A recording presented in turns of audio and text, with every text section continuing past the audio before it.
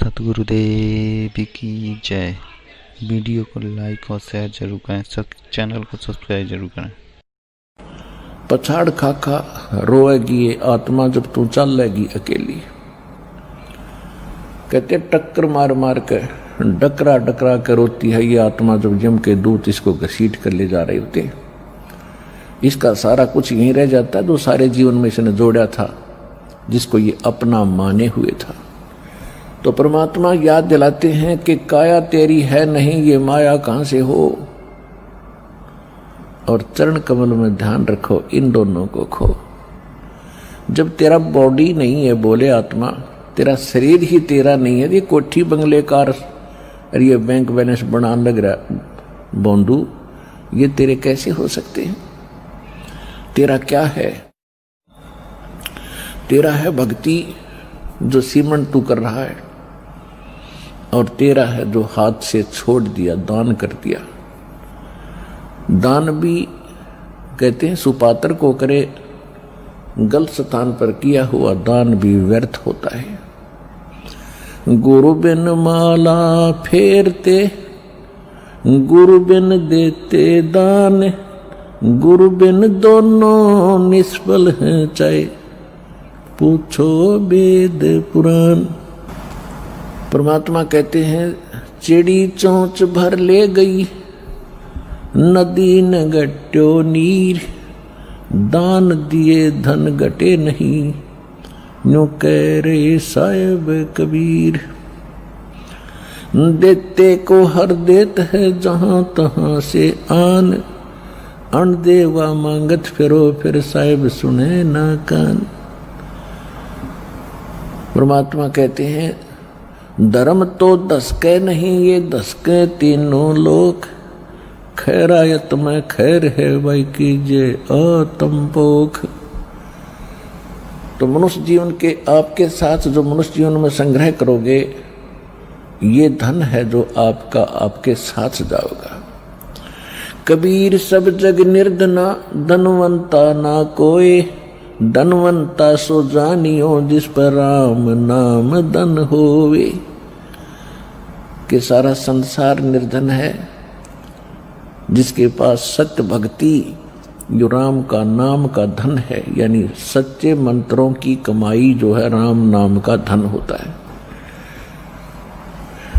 वो एक धनवान है। बाकी संसारिक संपत्ति, भौतिक जिसके पास संपत्ति है, उसको अध्यात्म मार्ग में धनी नहीं माना जाता। फिर क्या बताते हैं कबीर, राम रटत निर्धन भलो, और टूटी घर की छान, वो सुंदर महल किस काम के जहां भक्ति नहीं भगवान। पुण्यात्माओं, आज परमात्मा के बच्चे जिनको दीक्षा प्राप्त हो चुकी है, उसके परिवार के अंदर एक मिनी आश्रम बन गया। ऐसा स्थान बनाया जाता है जहाँ भगवान के स्वरूप को रखते हैं, जहाँ परमात्मा की ज्योति जलाई जाती है। सभी उठकर वहाँ प्रणाम करते हैं।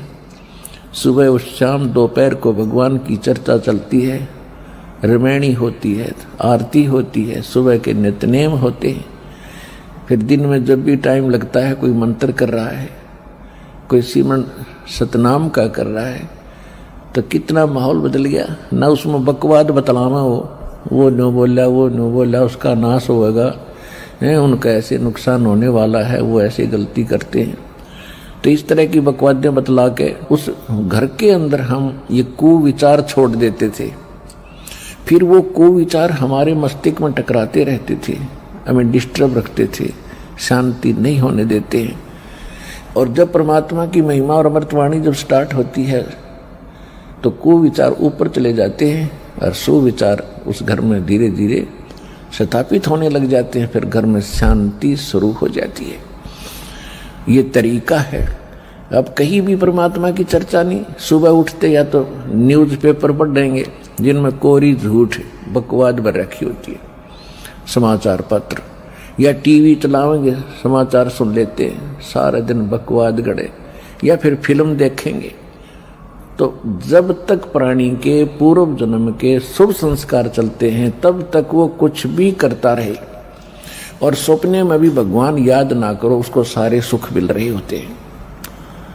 तो संसार ये देखता रहता है, भगत भी डिस्टर्ब हो जाते हैं कि हम भक्ति भी कर रहे हैं, हमें आपत्तियों का फिर भी कोई ना कोई सामना करना पड़ जाता है, और दूसरा व्यक्ति सारा दिन बकवाद करते हैं, शराब पीते हैं, ताश खेलते हैं, राजनीति में बड़े रहते हैं, और कोई भी बुरे काम की कोई टाल नहीं उनके, और वो फिर भी सुखी है। तो इसको देखकर विचलित ना होना, परमात्मा के बताए इस पॉइंटों को, बिंदुओं को ध्यान से सोचना। वो पिछले जन्म के पुण्यकर्मी प्राणी हैं, और जब तक उनके पुण्य चलेंगे वो कितने को वध करो, उनको कोई हानि होने वाली नहीं है। और जब उनके पुण्य समाप्त होंगे फिर पाप कर्मों का दौर शुरू होगा, फिर देखना उनके घर में के कैर टूटेंगे। और आप के ऊपर भक्ति करते करते भी दिक्कत आ रही है, तो अगर भक्ति ना करते तो आपका तो सर्वनाश हो जाना था। विचार कीजिए, जैसे आप जी ने सर्दी के मौसम में कंबल ले रखा है या स्वेटर पहन रखी है और सर्दी फिर भी लग रही है, तो ये ना सोचना कि आप उस स्वेटर ने आपका बचाव नहीं कर रखा। अब जैसे यहाँ भक्त कई कहते हैं जी हमने पाठ भी करवा लिया, जोत भी बोल दी, चौथी हाजरी भी लग गई, अभी तक हमें कोई विशेष लाभ नहीं हो पा रहा। ये तो हो ही नहीं सकता कि जब आप इतना कर्म कर रहे हो भक्ति का तो कोई लाभ ना हो। ये तो आपकी अनजान सोच है, बालक बुद्धि है। अब जैसे सर्दी का मौसम है, किसी ने स्वेटर पहन ली और फिर भी उसको सर्दी लग रही है, तो ये ना सोचना कि स्वेटर ने अपना काम ना कर रखा। स्वेटर अपना काम कर रही है, लेकिन सर्दी अधिक है तो उसके लिए जर्सी और पहन ले ऊपर के, और उसके बाद भी सर्दी महसूस हो रही है तो कंबल ओढ़ ले। यानी ये नहीं है कि ये कहना कि मैंने जर्सी भी पहन ली फिर भी सर्दी का लग रही हाथ पैरों को, तो ये तो अनजान व्यक्ति कहेगा जिसने इस प्रोसेस का पता नहीं, भगवान के मार्ग का ज्ञान नहीं। तो जो आप पुण्य कर रहे हो और विधिवत कर रहे हो, पूरी विधि यहाँ पर प्राप्त है। गुरु जी के बिना दान करना व्यर्थ है। आप जी को सतगुरु मिले हैं, आप जी को विधि मिली है, आपको पूर्ण परमात्मा मिला है, पूर्ण परमात्मा का मार्ग मिला, सत्य भक्ति मिली है, और फिर आप साधना सही कर रहे हो, तो आप ये ना सोचना कि आपको लाभ नहीं हो रहा। आपके पाप कर्मों की सर्दी घनी है, और ये करते करते भी कहीं ना कहीं से थोड़ी बहुत ठंड महसूस हो रही है। यदि ये ना कर रहे होते तो नमूनिया होकर मर जाते, ये समझ लेना। तो इस तरह आप जी ने अपने इस भक्ति सफर को डिस्टर्ब नहीं होने देना। जो मार्ग बता दिया इस पर चलते रहना, घर पहुंच जाओगे, सारे सुख होंगे, यानी अपने सतलोक चले जाओगे, और यहां भी राहत बहुत मिलेगी। तो इसी प्रकार जो ऐसा कहते हैं वो बालक है,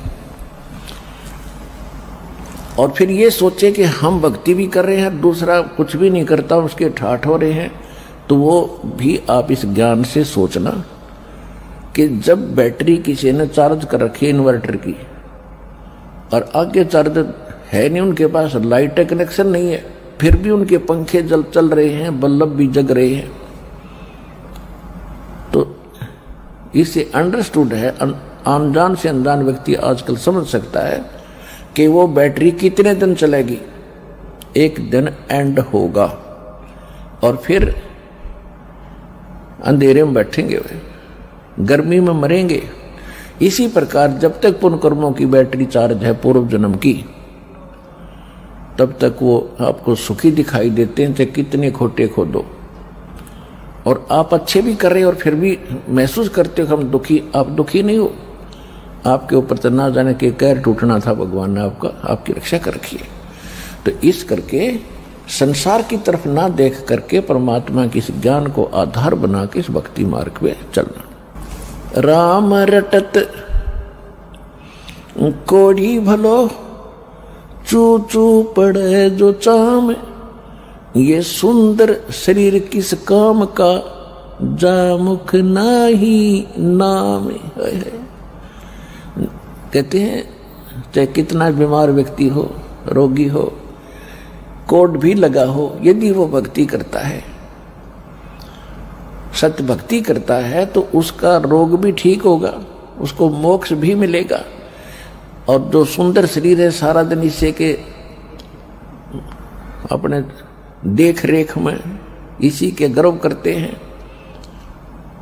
और भक्ति करते नहीं, कहते वो सुंदर शरीर किस काम का, जा मुख नाही नाम।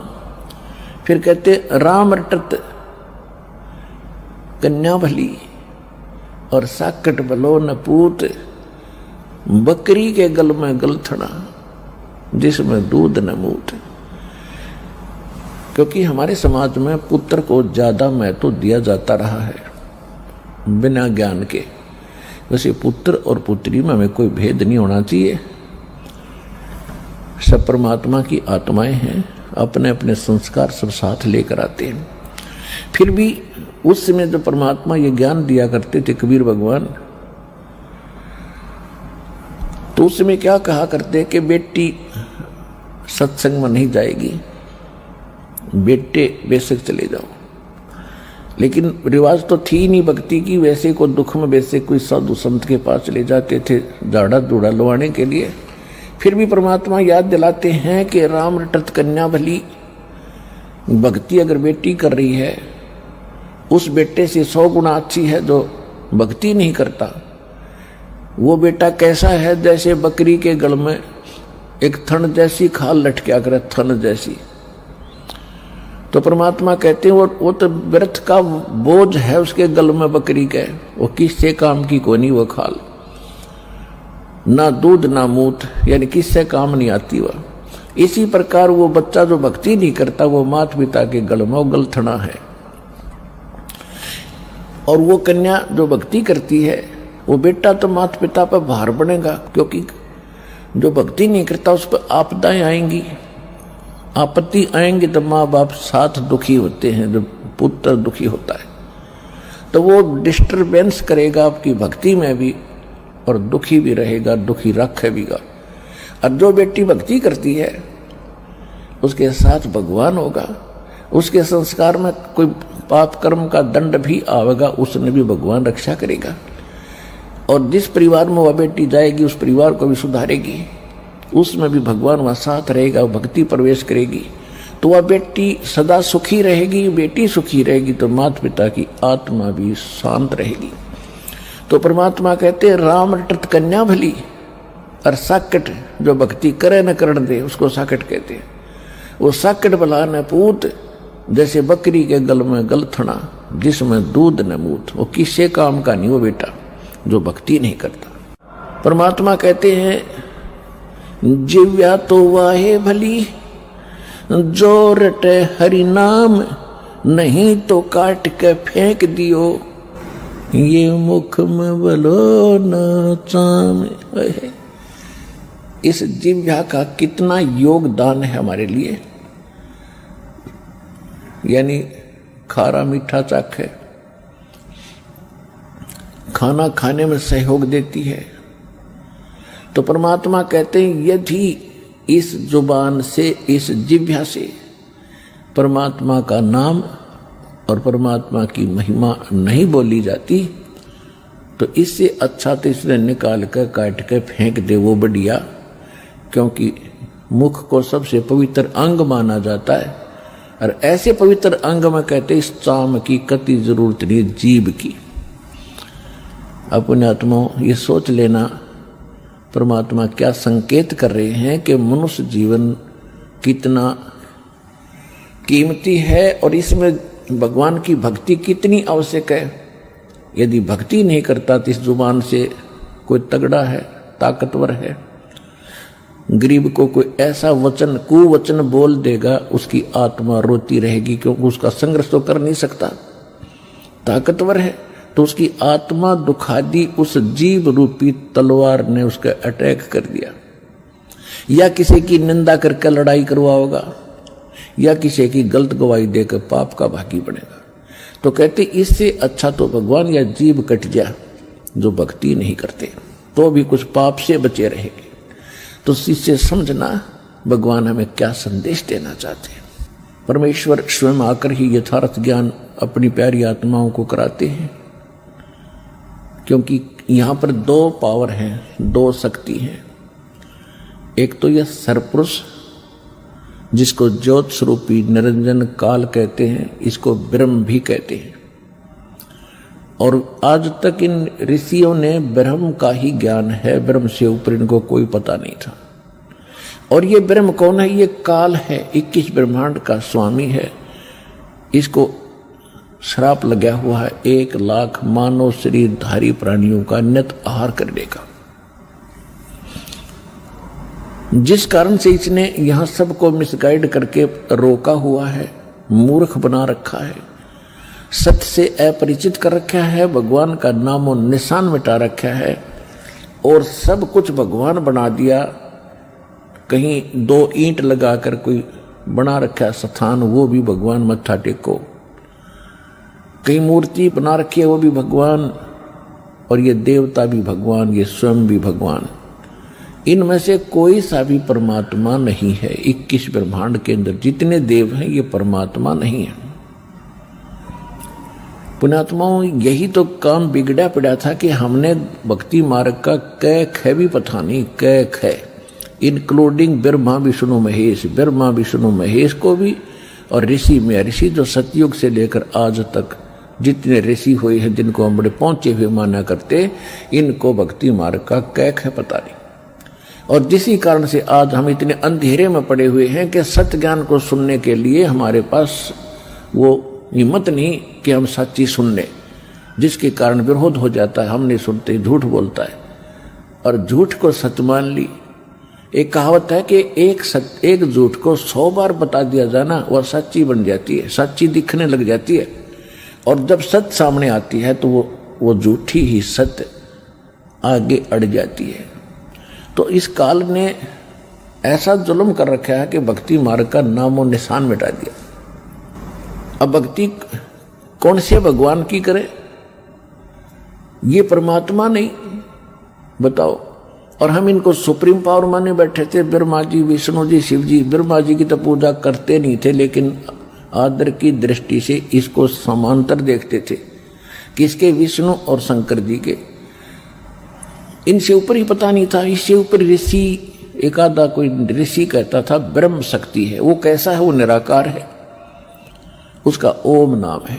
यहां बुद्धि टेकी थी आज तक सबकी, चाहे पवित्र हिंदू धर्म के लोग हैं, चाहे पवित्र मुसलमान धर्म के लोग हैं, वो भी इसी काल निराकार के ऊपर टिके हुए थे। चाहे पवित्र ईसाई धर्म के लोग हैं, ये भी निराकार, इस परमात्मा काल से ऊपर बुद्धि किसी की नहीं थी। ये तो परमात्मा स्वयं आए, जो प्रत्येक युग में आते हैं। सतगुरु आए दया करी ऐसे दीन दयाल, और बंदी छोड़ बिरतास का जठ रखनी प्रतिपाल। परमात्मा स्वयं आए 600 वर्ष पहले, उन्होंने आके ये ज्ञान कराया। अब श्री देवी पुराण के अंदर सचित्र मोटा टाइप गीता प्रेस गोरखपुर से प्रकाशित, केवल हिंदी में 414 पृष्ठ पे ये लिखा हुआ है कि सतयुग के ब्राह्मण वेद के पूरे विद्वान होते थे और वो दुर्गा की पूजा करते थे। तो खाक विद्वान थे। वेदों में कहीं दुर्गा की पूजा का नामो निशान है? चारों वेदों का सारांश श्रीमद् भगवत गीता है। श्रीमद् भगवत गीता में दिखा दो गीता रामकृष्ण की पूजा का जिक्र हो या दुर्गा की पूजा का कहीं भी वर्णन हो। तो ये खाक विद्वान थे, पढ़ने वेद, ज्ञान बकवाद बतावें और वही बकवाद खुद करें। वेद पढ़े पर भेद न जाने, ये बातें पुराने 18।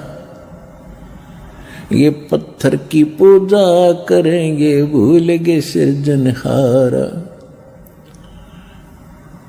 देवी पुराण में लिखा है कि सतयुग के ब्राह्मण वेद के पूर्ण विद्वान होते थे और दुर्गा की पूजा करते थे। गांव गांव में मंदिर बन जाए दुर्गा का, उनकी यह खास आस्था होती थी।